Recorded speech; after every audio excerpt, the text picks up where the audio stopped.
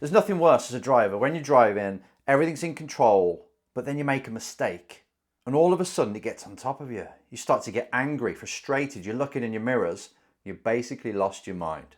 This video is all about helping you sort that out and making sure that you get your mind back into how it needs to be, in the zone, in the flow, within seconds. Hello race drivers, it's Enzo with the Race Driver Coach Show, and we're talking mental again. This time, it's about getting your mind back in the game when you've made an error or you've taken some kind of hit, been overtaken, and you're overtaken again and you start to lose your mind. It's getting it back within seconds, making sure that you bring your mind in line and say, right, I'm ready. I've just had a hit, I've just made a mistake, but I am there. That's what you call mental resilience. And there's three of them that I teach, three elements of mental resilience that I teach. We're going to talk about snapback. That's one of the three. You've got bounce back, comeback, which are different time frames. Snapback is when you haven't got much time. You've just got a few seconds to get your mind back in. It's a bit of a band-aid, but still you can prep it, make sure it's ready to fire, and then condition it so when you do have something happen in a race, you can just pull this cue, this trigger, this way that you are, that we're going to come up with today, and you're back in line. Sounds a bit good to be true, but it isn't. It works. And this is used in all sorts of sports, by the way. In motorsport, not so often. Drivers don't take the time to work on this stuff. That's why I want to bring it to you now. So I'm going to walk you through the steps of how to get your mind back on form, back on the rails when it's been knocked off, really quickly, quicker than you can imagine. Here we go. Step one is identify your snapback window. Now, to explain this, the window is the time that it takes for you to make the error to getting back into the mental state that you want. Now, race drivers, we're going to talk about this now, how much time you think you need after a mistake to get back in line and focused. But let me just give you an insight to a boxer's world. Let's just say you've taken a jab to the face, right in the nose. And if we were to think about it right now, if I take a jab and I don't react correctly, and I stay there, or I'm stunned and I freeze and I'm not sure what to do, I have got, by the time my opponent has pulled back from that jab, has loaded up his hook or her hook, and has delivered that shot, I've probably got a second. So that means when I take a hit and it knocks me for six kind of thing, I've got a second until the next one is coming. Around about, right? You can look at video and time it when it happens. Then the boxer knows I've got a second to regain my thoughts and come up with a plan and get my head back straight before the next one's coming. That's their window. That's their snapback window. That's the bit they can manipulate. So they need a mental technique, a cue in that 1 second to get them back online. You've got the same, but I want you to come up with yours. How long do you think it's going to take from after a mistake until you think I want to be back in the zone, back in the flow? The zone's a bit of a big ask, but back in the rhythm and focused and confident. Now, I would say when I think about this and I work with drivers, I'd say around about 3 seconds. So if you make an error in turn 10, which is a hairpin, it would be nice to be back in the rhythm by the time I get to turn 11. So I've got, as a driver, if I could really pull this off, this would be amazing. I've got 3 seconds to get my head back in, focused, ready, and not dwelling on the mistake that's just happened. Not letting it stress me out, thinking about what's going on, why did I do it, the bloody brakes are not working like they should, and getting angry. If you're going to spend your 3 seconds like that, can you imagine what you're going to be like at the next corner? And that's the key here. I've just given you what not to do, how to dwell on it, how to translate it, and that takes you down a different road. We've got to translate it a completely different way. We could use the same technique, saying what it means and saying stuff, but it's got to be in the way that gets your head back in the game, not the other way and gets you stressed, makes you calm, focused, even more determined to get the next corner right. That really bleeds us into the next steps. But first of all, just know what seconds we're playing with, which moves us on to step 2, which is reframe the meaning of mistakes. So we've got to be intelligent here, right? When you've only got a second or 2 or 3 to change your mind, we haven't really got time to sit down, to do breathing exercises, to be grateful of life, to reframe things on a grand scale. So we've got to preload this. we've got to show the brain how it is to see mistakes from this moment forward. Like when I make a mistake in a race, I want to give that a positive meaning now, before I go to the race weekend. And I want to load it up and I want to really believe that by the time I get to this race weekend or this session, this test, whatever it is.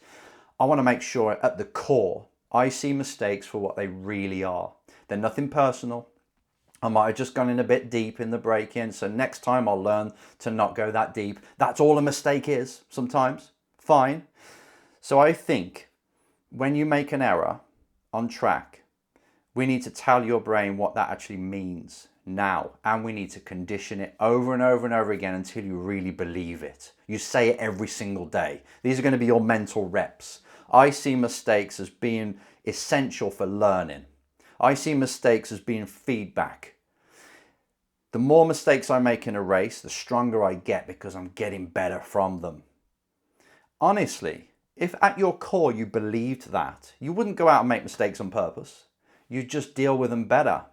Your instant reaction is more likely to, you go through the corner, you make an error, you come out all slow, like, that's interesting, I know what to do next time. Done. Put it to bed. Gone. That's where the head needs to go. That's where your autopilot, the auto response, that's what that needs to do as soon as you make an error. And you can do this. You just need to condition it. And you need to really believe it. You need to say it over and over again. I don't care if you write it in a book over and over again, pages and pages, what a mistake means. Just have that line, have it written out so you can see it every single day at the race weekend before you get in the car. It's amazing how facing a mistake and giving it a new meaning gives you power.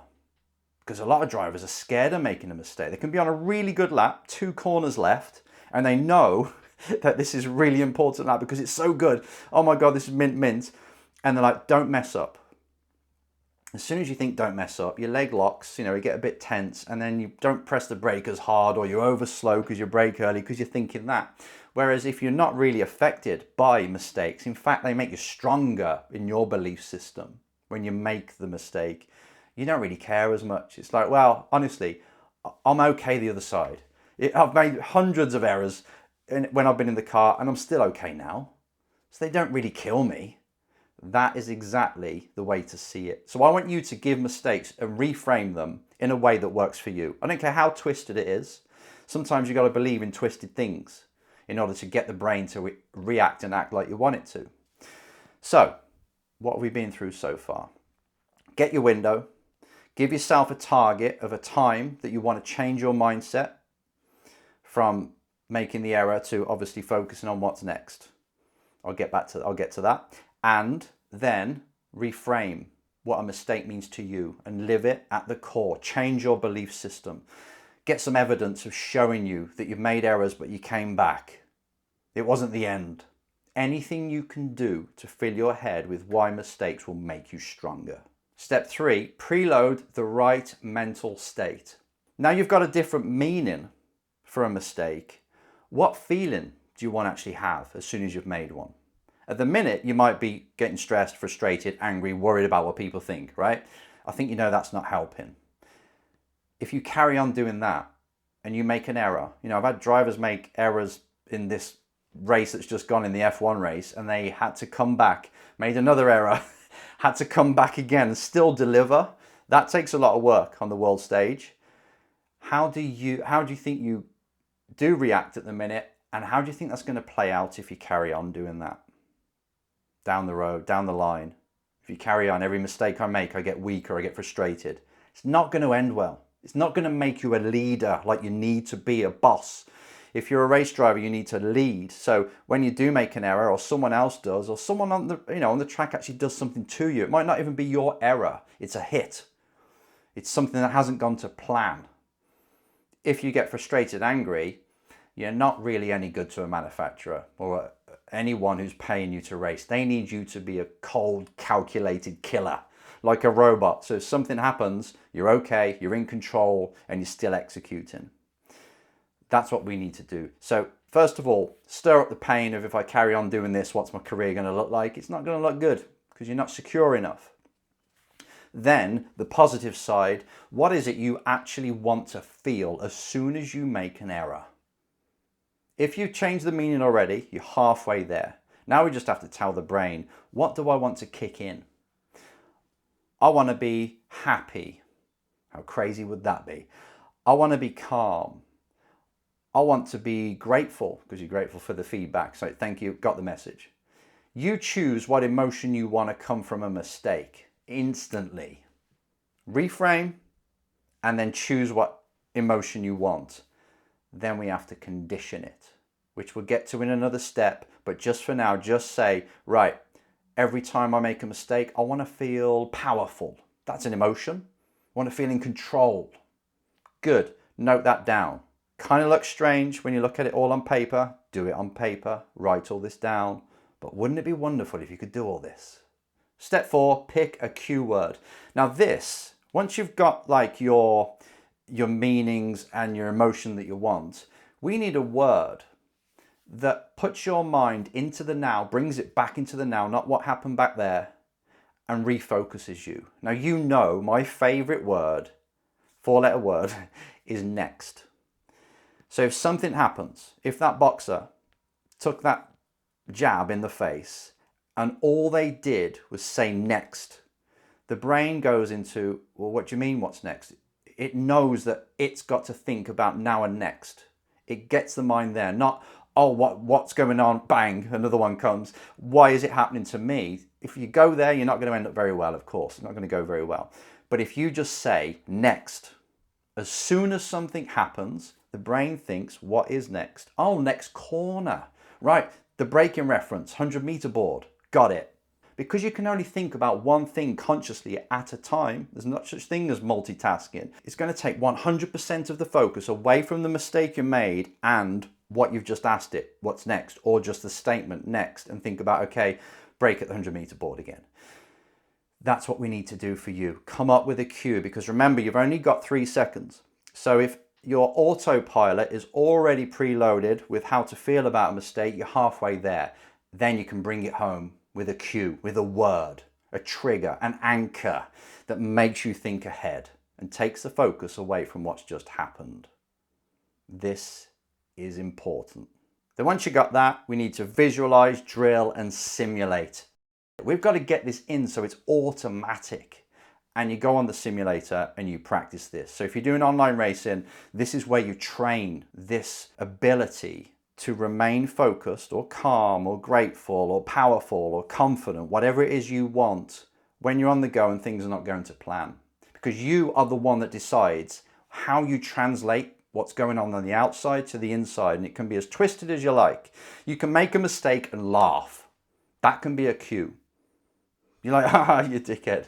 What was that about? Right, next. If you just said that, it loosens you up. It doesn't take it as seriously and you get back in on it. This snapback, it might sound, it's quite a lot, there's 5 steps, but a lot of it's preloading. A lot of it's just coding the brain to say, this is how we're going to see mistakes from now.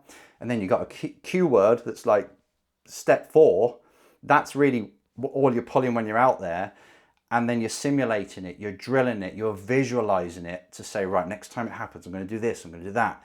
And honestly, you do this enough and it will all of a sudden just do it when you make a mistake, especially if you're training it on the sim.